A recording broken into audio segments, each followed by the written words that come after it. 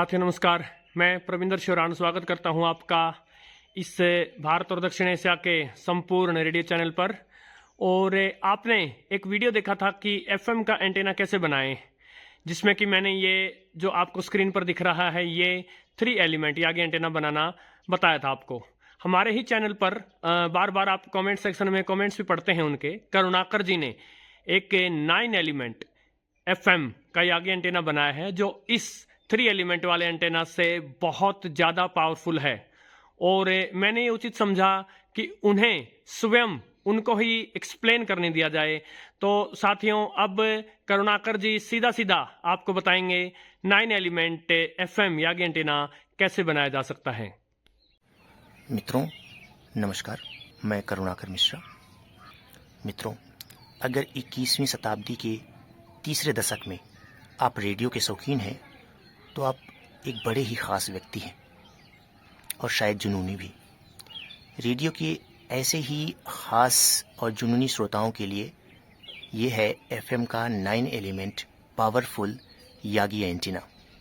मित्रों, आपके जहन में एक सवाल आ रहा होगा कि आज के समय में जबकि बहुत सारे निजी और सरकारी चैनल्स लगातार खुलते जा रहे हैं, ऐसे में एफएम के एंटीना की क्या ज़रूरत है।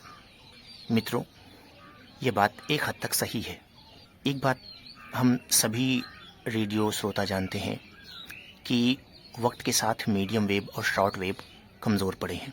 इस बात का अंदाज़ा इस बात से लगाया जा सकता है, विविध भारती जैसे लोकप्रिय स्टेशंस भी आज शॉर्ट वेव छोड़कर एफएम पर आ चुके हैं। मीडियम वेव और शॉर्ट वेव को उनकी अनुकूल परिस्थितियों में बहुत दूर तक सुना जा सकता है, जबकि एफएम के साथ ऐसा नहीं है। अगर आप किसी दूर दराज के क्षेत्र में रहते हैं जो शहर से दूर है, ऐसे में आपको एफएम की सिग्नल मिलना मुश्किल हो जाता है और आप मुश्किल से ही उसे सुन पाते हैं। इसी समस्या का समाधान है यह 9 एलिमेंट पावरफुल एफएम का यागी एंटीना। इससे आप 100 नहीं, 200 नहीं, 300 किलोमीटर दूर के स्टेशंस निर्बाध रूप से बड़े आराम से सुन सकते हैं, उनका आनंद उठा सकते हैं। इसकी पावर का अंदाज़ा लगाने के लिए मैं आपको इसका डेमो दिखाऊंगा अपने एक्सेस डेटा D808 के साथ। मित्रों, अब इस 9 एलिमेंट एफएम एंटीना को हम चेक करने जा रहे हैं अपने एक्सेस डेटा D808 रेडियो के साथ। यह मैं एक बात स्पष्ट करना चाहता हूं कि हम कोशिश ये करेंगे कि सिर्फ दूर के स्टेशंस चेक किए जाएं। आप देख रहे होंगे सुबह 8:18 हुए हैं। पहली फ्रीक्वेंसी 101 मेगाहर्ट्ज आकाशवाणी सुल्तानपुर, यहां से 90 किलोमीटर दूर वीप एंटीना के साथ और एक्सटर्नल एंटीना के साथ सिग्नल और स्टीरियो में। अगली फ्रीक्वेंसी 101.9 मेगाहर्ट्ज आकाशवाणी अयोध्या केंद्र, ये भी लगभग 90 किलोमीटर दूर है। आप देखिए एक्सटर्नल एंटीना के साथ और बिना एक्सटर्नल एंटीना के। 104.8 एफएम रेडियो सिटी कानपुर, लगभग 300 किलोमीटर दूर वीप एंटीना के साथ, एक्सटर्नल एंटीना के साथ स्टीरियो में। एफएम रेनबो का रिले स्टेशन रायबरेली, लगभग 180 किलोमीटर दूर एक्सटर्नल एंटीना के साथ, बिना एक्सटर्नल एंटीना के वीप एंटीना पर। 100.7 एफएम रेनबो लखनऊ, लगभग 250 किलोमीटर दूर वीप एंटीना के साथ, एक्सटर्नल एंटीना के साथ। 102.3 मेगाहर्ट्ज ये एफएम रेनबो का रिले स्टेशन है लखीमपुर खीरी में, तकरीबन 300 किलोमीटर दूर वीप एंटीना के साथ और ये एक्सटर्नल एंटीना के साथ। मित्रों, 9 एलिमेंट एफएम यागी एंटीना और उसकी परफॉर्मेंस आप मेरे एक्सेस डेटा D808 पर देख चुके हैं। अब आपके मन में ये सवाल आ रहा होगा कि ये एंटीना कैसे मिलेगा, क्या ये बाज़ार में उपलब्ध है या इसे स्वयं बनाना होगा। मित्रों, एफएम के लिए बाज़ार में यागी एंटीना के विकल्प बहुत सीमित हैं। जो हैं वो अफोर्डेबल नहीं है, उनकी कीमत बहुत ज़्यादा है, 12,000, 15,000, 20,000। दूसरा विकल्प है इसे हाथ से बनाया जाए। आपको देखकर लगेगा कि हाथ से बनाना कि कठिन काम है। आप एक हद तक सही हैं, लेकिन मैंने भी इसे हाथ से ही बनाया है। इसको बनाने में तकनीकी पक्षों पर ध्यान देना पड़ता है, लेकिन ये कोई रॉकेट साइंस नहीं है। मित्रों, आप चाहें तो इसे हाथ से बना सकते हैं। हाथ से बनाने के लिए सबसे पहले इसमें जो मटेरियल ज़रूरी हैं वो जान लेते हैं। इसके लिए चाहिए बूम। ये जो एक पतली फट्टी आप देख रहे हैं जिस पे एलिमेंट्स लगे हुए हैं, इसको बूम कहते हैं। ये 254 सेंटीमीटर या उससे बड़ा होना चाहिए। ये कंडक्टर यानी कि मेटल का भी हो सकता है और इंसुलेटर यानी लकड़ी वगैरह का भी हो सकता है। अगर इंसुलेटर का हो तो सबसे बेहतर है, क्योंकि जिस पे जो एलिमेंट्स लगाए जाएंगे वो डायरेक्ट इसके संपर्क में नहीं होने चाहिए, वो आइसोलेटेड होने चाहिए। दूसरी बात, इनमें जो लगे एलिमेंट्स हैं उनके बारे में। दोस्तों, एक बात बता दें कि एलिमेंट 3 तरह के होते हैं। पहले तो रिफ्लेक्टर, जो ये 3 हैं। इसके बाद फोल्डेड डाइपोल, जो एक्टिव एलिमेंट कहलाता है, जिसमें करंट आता है यानी जिसमें कनेक्शंस किए जाते हैं। इसके अलावा डायरेक्टर्स। आप ये सोच रहे होंगे कि ये एलिमेंट हमें मिलेंगे कहाँ। एलिमेंट मुख्यतः आपको एल्यूमिनियम के बनाने हैं।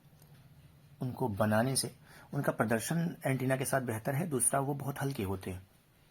तो आप क्या करें कि आपके आसपास अगर एल्यूमिनियम के काम की कोई दुकान हो तो वहाँ जाएं और ऐसे रॉड्स आपको मिल जाएंगे। वो अगर राउंड शेप में हो तो बहुत अच्छा है, अगर नहीं भी हैं तो चौकोर आप ला सकते हैं। 10 मिलीमीटर के आसपास डायमीटर के अगर आपको चौकोर रॉड्स मिल जाती हैं तो उससे आप ये एलिमेंट्स बना सकते हैं। सबसे पहले आप इनको सही सही लंबाइयों का काट लें। जैसे 196.1 सेंटीमीटर का एक, 185 सेंटीमीटर के 2, 158.3 सेंटीमीटर के 2, 132.6 सेंटीमीटर का एक, 131.1 सेंटीमीटर का एक, 129 सेंटीमीटर का एक, 125 का एक और 111.3 सेंटीमीटर का एक काट लें। सबसे पहले बूम की एक छोर पर जाएं और वहां पर जो 196.1 सेंटीमीटर का रिफ्लेक्टर है उसको आइसोलेट करके लगा दें। इसके बाद आपको एक छोटा सा बूम चाहिए होगा जो आप ऊर्ध्वाधर लगाएंगे। ये जो अन्य 185 सेंटीमीटर के रिफ्लेक्टर हैं, इनको ऊर्ध्वाधर दिशा में लगाने के बाद रिफ्लेक्टर इन पे लगाने होंगे जो 53.1 सेंटीमीटर नीचे और 53.1 सेंटीमीटर ऊपर होगा। रिफ्लेक्टर यागी एंटीना का एक महत्वपूर्ण हिस्सा है। रिफ्लेक्टर का काम विपरीत दिशा से आ रही रेडियो तरंगों को कैंसिल करना होता है, जिससे ये एक दिशा से आ रही तरंगों को आसानी से प्राप्त करे।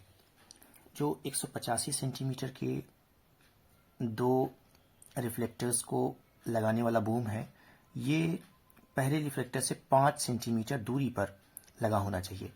इसके बाद आप एक फोल्डेड डाइपोल यहाँ लगाएंगे जो पहले रिफ्लेक्टर से 34.8 और उसका दूसरा हिस्सा 45.7 सेंटीमीटर दूर होना चाहिए। आपको ये बात पता होगी कि फोल्डेड डाइपोल को बीच से काटा गया होता है और इसके बीच की दूरी लगभग 30 से 35 मिलीमीटर आप रख सकते हैं। इसी में आपको कनेक्शन करना होता है। इसके बाद 132.6 सेंटीमीटर का डायरेक्टर 56.64 सेंटीमीटर पर, 131.1 सेंटीमीटर का डायरेक्टर 81.3 सेंटीमीटर पर, 129 सेंटीमीटर का डायरेक्टर 125 सेंटीमीटर पर, 125 सेंटीमीटर का डायरेक्टर 180.6 सेंटीमीटर पर और 111.3 सेंटीमीटर का डायरेक्टर 254 सेंटीमीटर पर आप लगाएंगे। एक बार फिर से याद दिला दें कि ये कोई भी एलिमेंट्स आपको सीधे बूम अगर कंडक्टर का है मेटल का तो उसमें नहीं लगाना है, उसको आइसोलेट करना है जिससे सीधे करंट उसमें ना पास करे, अन्यथा उसका प्रदर्शन गिर जाएगा। इसको लगाने के बाद आपको ज़रूरी होगी केबल। केबल जो बाज़ार में उपलब्ध हैं वो RG58, RG59 और RG6 हैं। आप चाहें तो 2 समांतर तारों वाली जो पहले एंटीनास के लिए केबल आती थी वो भी आप तार लगा सकते हैं। इन विकल्पों में RG6 सबसे बेहतर मानी जाती है क्योंकि इसकी वेलोसिटी फैक्टर 0.83 होता है, बाकी RG58 और RG59 का 0.7 से कम होता है। इनको आप इनका सेंटर वायर एक तरफ और ऊपर के वायर मिलाकर एक तरफ लगा के कस सकते हैं। यहाँ हालांकि एक बलून लगाया जाना होता है, लेकिन इसके बारे में कभी बाद में चर्चा होगी कि बलून कैसे बनाते हैं, उसको कैसे जोड़ते हैं। और एक बात पर और चर्चा कर सकते हैं कि फोल्डेड डाइपोल कैसे बनाएंगे, इसको मोड़ना, इसको जोड़ना, इन चीज़ों के विषय में। इसके विषय में आपकी आवश्यकता और मांग के अनुसार बाद में चर्चा की जा सकती है।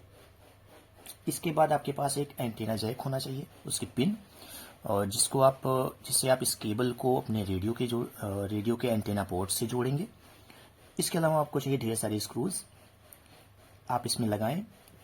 इसके भार के बीच में आप देख के अंदाजे से एक जहाँ क्लैंप लगाएं, जिससे आप इसको पोल से जोड़ेंगे। पोल से जोड़कर जिस दिशा के आपके स्टेशन सुनने हैं उधर इसके डायरेक्टर्स कर दीजिए। रिफ्लेक्टर पीछे से यानी विपरीत दिशा से आने वाली रेडियो तरंगों को कैंसिल करेगा और आप सिर्फ डायरेक्टर की दिशा में, यानी जिस दिशा में आप स्टेशन सुनना चाहते हैं उस दिशा के स्टेशन आप निर्बाध रूप से अच्छी तरीके से सुन पाएंगे। इसके अलावा जिन बिंदुओं पर आपको अधिक एक्सप्लेनेशन की ज़रूरत होगी वो आपके मार्क के अनुसार आगे उसकी चर्चाएं होंगी और वीडियोस आ जाएंगे। मित्रों, चलते चलते एक ऐसा सरप्राइज जिससे आप खुद समझ जाएंगे कि ये 9 एलिमेंट यागी एंटीना कितना पावरफुल है।